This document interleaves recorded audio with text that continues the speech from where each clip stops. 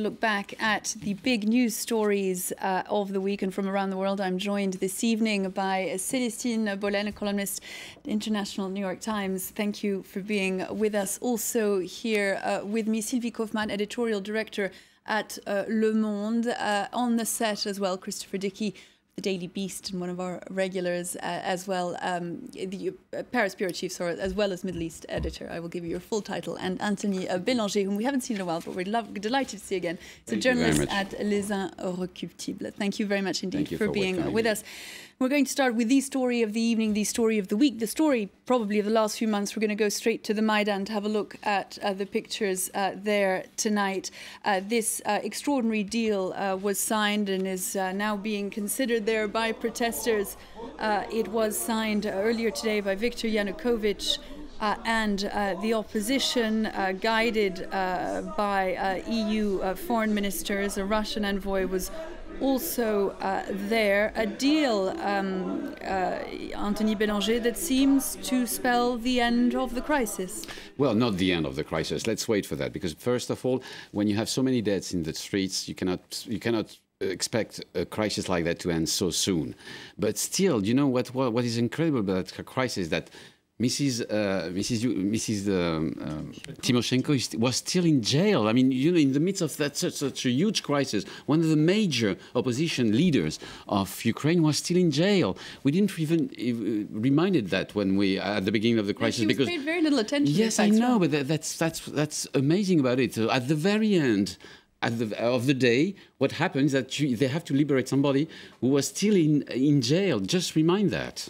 It is one of the things to have emerged this evening, Celestine BOHLEN, is that Parliament tonight has voted on two things already: the sacking of the Interior Minister and this change to the penal code that could free Yulia Tymoshenko. It seems that already this evening things have changed in Ukraine.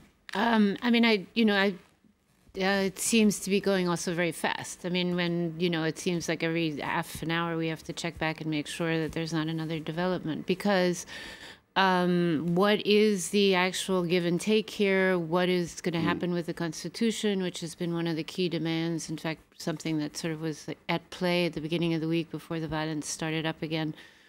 A return, in this case, to the 2004 Constitution that would strip the president of the powers that he has and give it more to the Parliament and the Prime Minister. So, frankly, these are two elements, it strikes me, but, to some extent, the body of the change that people in the street are looking for is not there yet. It seemed extraordinary, Sylvie KAUFFMANN, when you look at the content of what's been signed over the course of the last 3 months. So many times it looked as though Viktor Yanukovych might consider some sort of compromise, allowing the protesters an amnesty, so on and so forth. Always at the last minute, staying short of any real giving up of power. And tonight, absolute capitulation on so many of the points that were being demanded by the opposition. I wouldn't be that optimistic. I think we have to be very cautious on what's going to happen. Capitulation, Yanukovych is still there. And even if his powers are reduced by this agreement, which I haven't seen exactly the fine print, but that was one of the demands. But what I understand is that there may be an early election before December 2014 of this year, but the election was due next year anyway. So, there were around 70 people killed yesterday, and I think people are in shock. There's a lot of anger still from what I hear, and there's particularly a lot of distrust on both sides. So even the European ministers were warning that we have to take all this with a lot of caution. So the only thing optimistic about that is that they're discussing seriously for the very first time. I would say that, because seriously, you had the three leaders around a table. Seriously, Mr. Yanukovych is discussing about getting rid of a part of his power. Seriously, Mrs. Tymoshenko is out. Will be soon out of that jail. She's waiting for that decision for more than 4 years, I think. Seriously, you have they try to change a little bit the situation on the ground. seriously, Kiev is no more for several hours, for 2 or 3 hours, a battleground. But that's the only optimistic thing I would say about it, which is a lot in such a situation. It is a lot, but Christopher Dickey, that distrust remains. And as we've just heard, there is a sense of shock in Kiev well, tonight. Look, there's a sense of shock. There is a deep sense of distrust. And I think what you see in Kiev right now, it's a little bit like what you saw in Egypt a couple of years ago. As long as the big man is in power, you don't feel like you've really won the game. And the problem in Ukraine, of course, is that the big man is not just the president of the Ukraine, it's the president of Russia. Much will depend, indeed, over the coming days. Everybody knows that it's not that simple to deal with Mr. Putin. It's not even simple to deal with him, intentions. and as you said, there's a Russian envoy, Lukin, is there. We haven't heard from him, as I understand. We have discovered tonight that he hasn't signed the deal, and I wonder how significant that is. And why should he sign the deal? Well, why should the European ministers? I mean, I actually, I think that Russia clearly has, played a game in the background, pushing Yanukovych to do this or that, or pulling him back at the last minute. Having said that, I think it would be foolish to try to solve this without somehow engaging Russia in it. Because you cannot, I think the thing that is dangerous is to ignore Russia's actually, to some extent, legitimate interest in its giant neighbor, which is economic as well as social, as well as cultural, as well as emotional, actually, is to actually play Putin's game. Because Putin says this is a zero-sum game. If you win, I lose. No, the answer should be we don't have to win or lose here. We just have to save Ukraine and stop this massacre. This is a very reasonable way to see the situation, because it's a very European way to see that. But can we be that reasonable with Mr. Putin? Sylvie KAUFFMANN knows a great deal about it.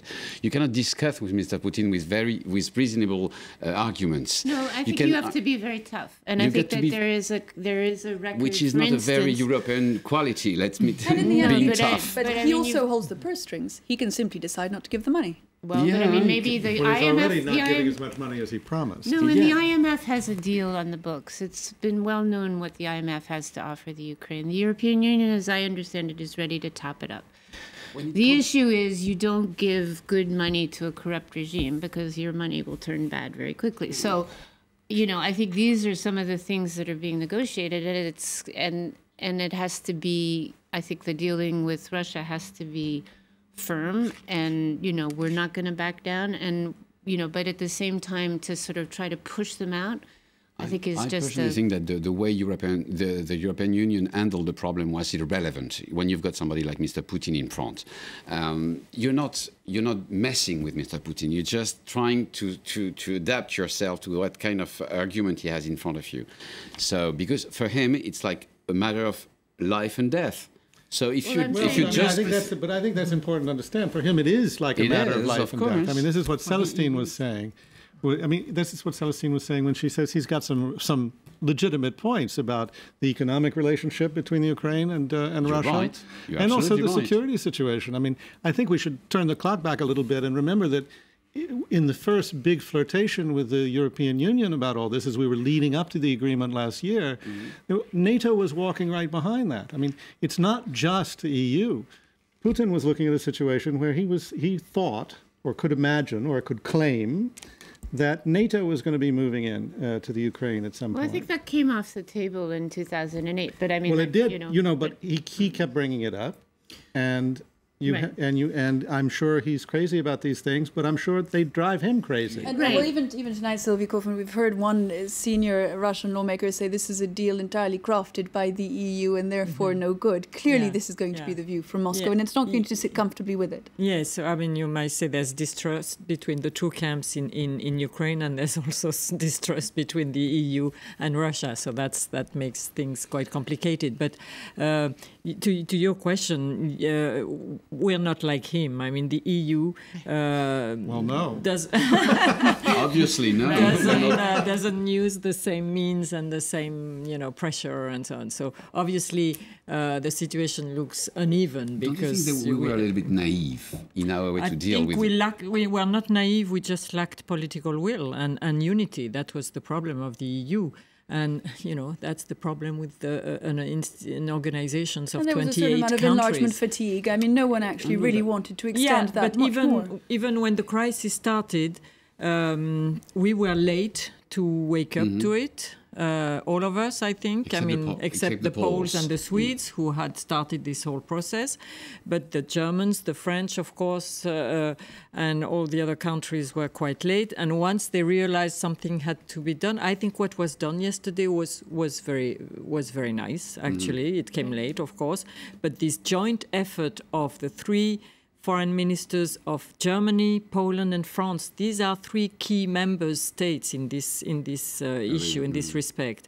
And with Catherine Ashton backing that effort in Brussels, with the Extraordinary Council of Foreign Ministers, I think that was a nice, good effort. Unfortunately, it came very late, I agree, and it took a number of deaths to take this. I completely agree that you don't enter into a tug of war with Russia unless you are ready to play hard, fast, and strong. I mean, it's not about invading, and it's not about sending troops in the streets in the case of the West, obviously, but it's about, you know, this is what we've got. This is what we will make you pay if you don't. You know, I mean, there are ways in which you can meet him in his own his own ground. I think of one case which I think is interesting, which is Moldova, which actually was threatened also about joining the succession treaty, etc. They canceled their wine. They've done a lot of things to Moldova. They've played with the secessionist republic within the country, the Russians, that is. But the Moldovans just actually said, go ahead, bring it on, you know, and basically they turned their trade to the Europeans, and they're now in the treaty. I mean, they count not at all compared to Ukraine. The Russians really don't care all that much, but I mean, I'm just saying it's about pushing back. I think it's, you know, I go on thinking that the very first era of the European Union was to try to reach an agreement just in November, you know, with Ukraine. November, it's just before winter, you know, and when you've got in front of you a power like Russia that can use every kind of tools in order not to that agreement to be signed. Including, for example, cutting off the gas just before winter time. Well, you've got a great deal of arguments, you know. So it's what I was telling you that Europe was a little bit naive in that way. It means it was the wrong moment, the wrong period, the wrong agreement at the wrong moment, and it was as if they were discovering what is really Russia.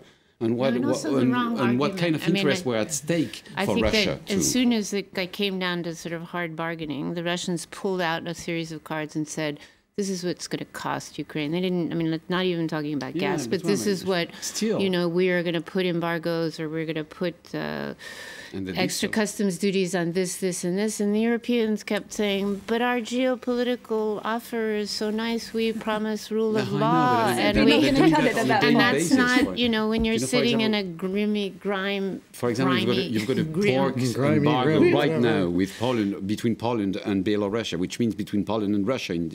So they're playing that kind of cards on a daily basis. So it's why I'm saying, well, if you know about that country, if the Poles can tell you what they're going to do, and because they're doing that on a daily basis, even against Ukraine, against Moldavia, for example, where they're...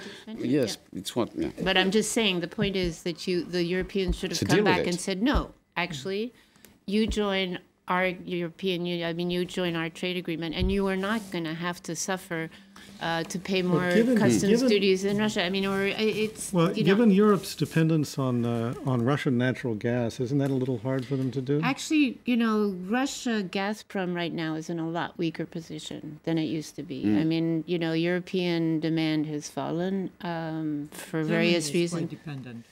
Still dependent, but it's not, you know, and the third time, I think Gazprom would be very foolish to try to play the same game game the third time. Leaving aside, Christopher Dickey, from the sort of great game that's been being played and looking at Ukraine itself, the question, of course, as we've seen in so many protest movements and revolutions over the last few years, is that it, in the end, comes down to a single person. And they want the departure of this man, and they will not be satisfied until it happens.